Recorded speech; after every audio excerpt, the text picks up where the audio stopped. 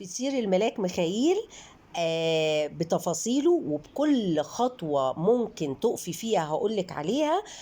كل سنة وانتوا طيبين. عيد الملاك مخايل يوم 19/6. يلا خدوا بركة واعملوا الفطير في بيتكم، وحتى لو أول مرة تعمليه أو تعملي معجنات شوفي على قناة بيتو تشانل، هنشوف الفيديو بكل تفاصيله وكل أسراره زي ما بطلعه أوردرات بالظبط.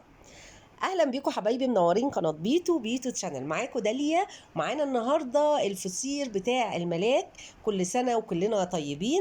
طبعا انا عملته اكتر من مره وبعمله كمان في صيام العذراء وباخد بركه، وان شاء الله تستفادوا المره دي، خصوصا الفيديو ده بالذات للي اول مره يعملوا الفطير خالص. هعمله لهم خطوه خطوه وبطريقه بسيطه عشان ما يخافوش ان هم يعملوه، ان شاء الله يطلع احلى من اللي انا هعمله. طبعا الرخامه بتاعتي لازم تكون زي الفل ونظيفه عشان بعجن عليها. بنجيب صوره الملاك وبنجيب شمعه وبنشغل بقى التماجيد والترانيم بتاعت الملاك وناخد البركه، وبجيب البوله بتاعتي وبجيب شفشه.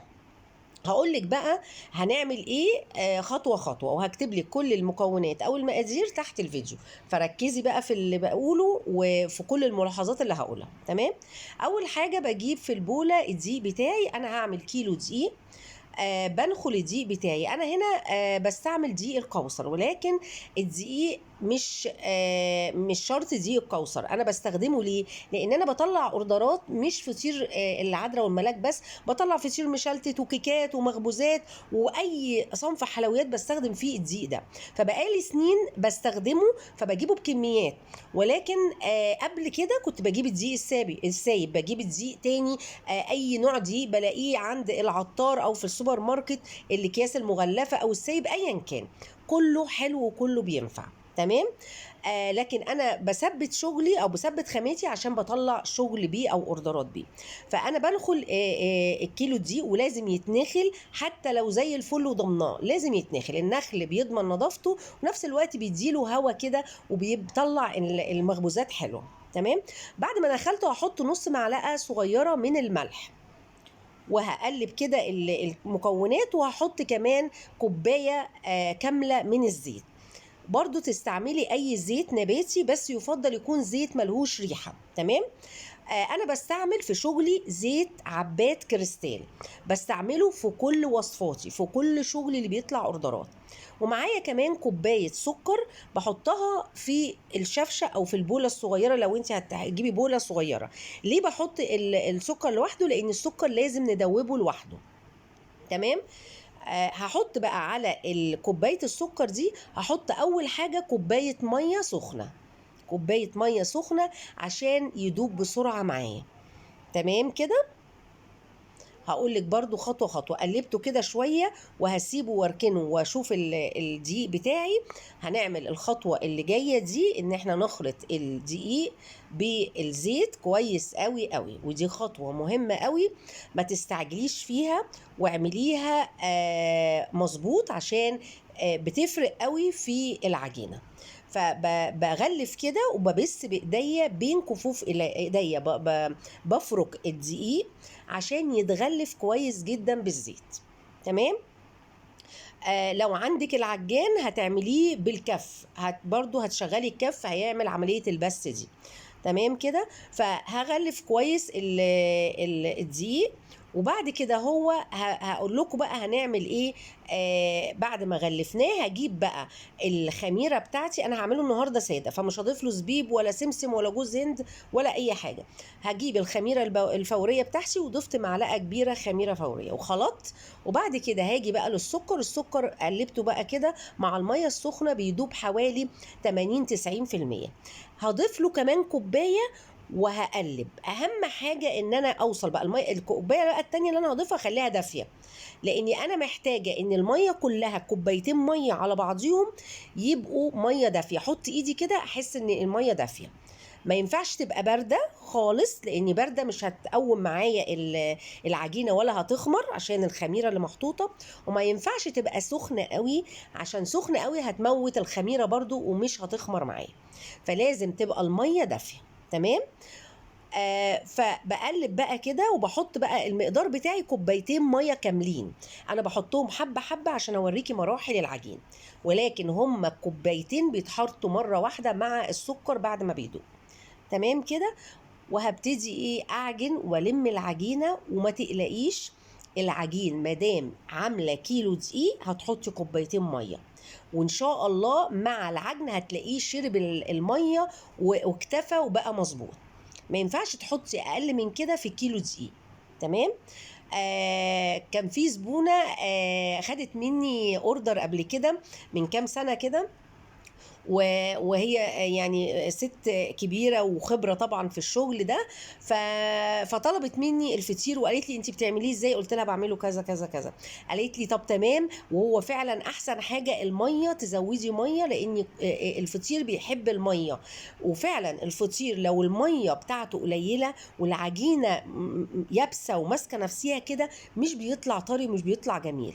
شايفين؟ قعدت اعجن لحد ما البوله نطفت معايا والعجينه سابت البوله. هنزل بقى على الرخامه وهعجن حلو قوي واخدم العجينه. فالناس الناس الكبيره بيبقى ليهم خبره حلوه قوي. وطبعا الطريقه دي بالمكونات دي طريقه امهاتنا، ربنا يخليهم يا رب ويديهم الصحه، وطريقه اجدادنا. ولكن في ناس بقى بتضيف خل، بتضيف بيكنج باودر، بتضيف حاجات كتير. دي كلها حاجات يعني جديده على المكونات، لكن هي المكونات هي دي بس. اللي عاوز بقى يضيف حشو سمسم زبيب براحتكم. في ناس بتحب احط لها فانيليا عشان تخلي ريحتها حلوه، الفانيليا ما فيهاش مشكله. المهم عجنت العجينه كويس ولميتها، وهحطها تاني في البوله، وهغطيها بكيس، وهحط كمان عليها فوطه، واسيبها تخمر الوقت اللي تخمر فيه براحتها. ربع ساعه، نص ساعه، ساعه، براحتها. اهم حاجه العجينه تزيد معايا. يلا بينا بقى نشوف العجينه بعد ما اختمرت.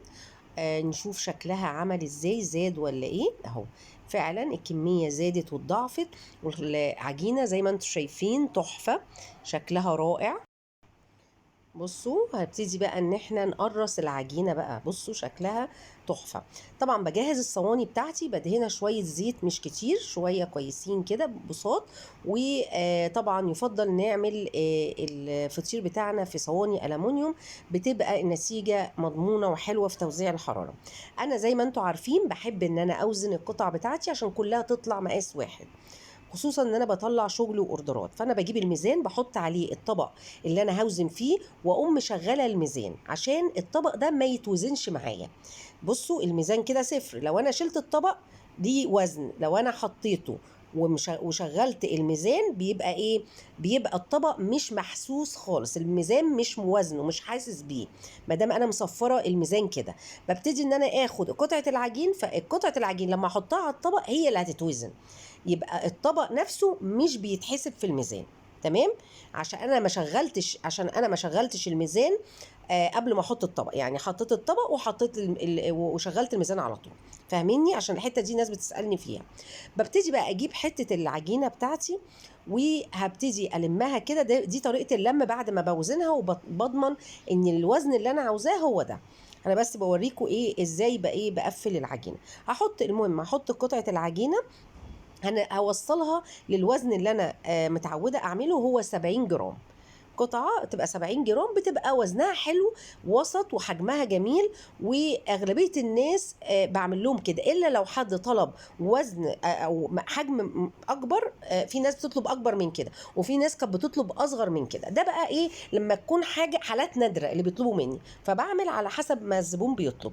وبكورها وبقفلها زي ما انتم شايفين كده، وبحطها في الصينية. وبين كل واحدة والتانية لازم يبقى في مسافة. شايفين شكل العجينة؟ يعني عامله زي الملبن، تتاكل نيه. فبوزن بقى كده وبقفل العجينه وبحطها زي ما بقول لكم بين كل واحده وواحده مسافه، عشان لما اجي اختم يبقى بنزل بالختم براحتي. انا عملت الكميه كلها اهي. تمام اهو. هبتدي بقى اعمل الخطوه دي، هغطي عليهم بالفوطه واسيبهم يخمروا حوالي ربع ساعه، وهشغل الفرن يسخن بقى. هشغل الفرن من تحت بس. تمام. وهرجع لكم تاني بعد ما سبته ربع ساعة. العجين خمر شوية.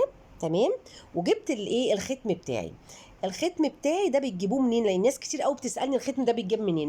من اي مكتبه مسيحيه، سواء في كنيسه او في شبرا، في مكاتب كتير قوي زي مكتبه المحبه وفي شارع البعثه وفي شارع شوكولاني، مكاتب كتير قوي بتبيعه.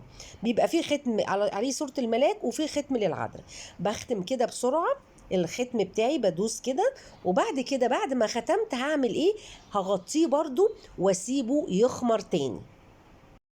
تعالى اقول لك بقى التسويه هتبقى ازاي بعد ما خمر بالشكل ده. طبعا احنا مسخنين الفرن. الفرن يبقى شغال على اعلى درجه حراره. الاول كنت بعمله اقل من يعني على 200 او 180، لا مع الشغل ومع خروج الاوردرات اعلى درجه حراره بتبقى افضل حاجه عشان ما ينشفش ويفضل طري لمده طويله معاكي. فانا كده دخلت الصينيه الاولانيه، بدخلها على الشبكه ومشغله الفرن من تحت بس على اعلى درجه حراره، والشبكه زي ما انتم شايفينها هي تحت النص بحاجه بسيطه. يعني بصوا درجه، يعني مش على الصاجه على طول، لا فوق الصاجه بدرجه. بسيبه قد ايه بقى في الفرن؟ على الساعه 10 دقايق بالظبط. وبعد 10 دقايق زي ما انتم شايفين فتحت الفرن عليه، ببص عليه من تحت لقيته تمام احمر زي الفل. هرجعه تاني واطفي من تحت واشغل الشوايه من فوق واتابعه وانا واقفه قدامه. وادي النتيجه، يا دوب بيقعد دقيقه دقيقتين. وطبعا بلف الصينيه لو في اي توزيع للحراره مش مظبوط عشان كله يتحمر. اول ما بيطلع بالبخاخه بتاعه الميه، ميه عاديه من الحنفيه، ارش كل الصينيه واغطي بالفوطه. وادي الكميه بتاعتي بعد ما خلصتها كلها وبردت كمان وزي الفل. شايفين شكله رائع جدا ويفتح النفس. اوعي تخافي تعمليه، الطريقه سهله وقلتها لك بطريقه بسيطه جدا. ومعلش ان الفيديو طول شويه بس عشان ما انساش اي خطوه او اي حاجه ممكن تفيدك. شايفين التسويه من فوق ومن تحت وقد ايه طري وجميل، وهوريه لكم كمان من جوه شكله ايه. ويا رب الفيديو يكون فعلا فاتكم، عشان في ناس كتير قوي بتبعت لي من محافظات زي اسكندريه والصعيد، وصدقيني من بلاد كمان. في ناس كانوا باعتين لي من ليبيا وبيسالوا على اسعار الفطير. فطبعا ما عنديش شحن محافظات، فيا رب تشوفوا الفيديو. يا ريت تكتبوا لي انتوا بتتفرجوا على الفيديو من اي بلد او من اي محافظه، ويا رب يكون الفيديو مفيد ليكم وتعملوه، لاني انا ما عنديش شحن محافظات. تمام. واللي عاوز يطلب في القاهرة تحت أمره، الجروب اسمه بيتو للشوكولاتة والحلويات بالعربي على الفيسبوك. تمام. تعالوا بقى نشوف بقى الفطير بتاعنا من جوه شكله عامل ازاي. وطبعا لو انت عاوزه تعملي كميه وتخليها في عندك يعني تاكلوا منها كل يوم شويه، ممكن تحطيه بقى توزعيه في اكياس وتحطيه في الفريزر. بصوا يعني الصوره بتتكلم عن نفسها. قد ايه جميل. يا رب الفيديو يبقى صورته حلوه وواضحه. شايفين طري وجميل ازاي؟ تعالوا بقى نشوفه من جوه. شايفين شكله رائع بجد، رائع جدا. ان شاء الله لو مشيتوا على كل الملاحظات وكل الخطوات اللي عملناها هيبقى احلى واحلى كمان من اللي انا عملته. والمقادير دي مقادير مظبوطه 100%. عاوزه بقى تضيفي حشو مثلا زبيب، سمسم او جوز هند برضو براحتك، دي حاجه ترجع لك انت. تمام. طعمه بجد رائع جدا، مظبوط، سكر وطعم وطراوه رائعين جدا. اتمنى الوصفه تكون عجبتكم. كل سنه وكلكم طيبين وبركه الملاك تكون معاكم كلكم يا رب، وتشفى عليكم وتشفي كل مريض وتحقق كل اللي تتمنوه وتفرح قلوبكم. وما تنسوش اللايك والشير الكتير عشان الناس تاخد بركه الفطير وتقدر تعمله بكل سهوله. والى اللقاء.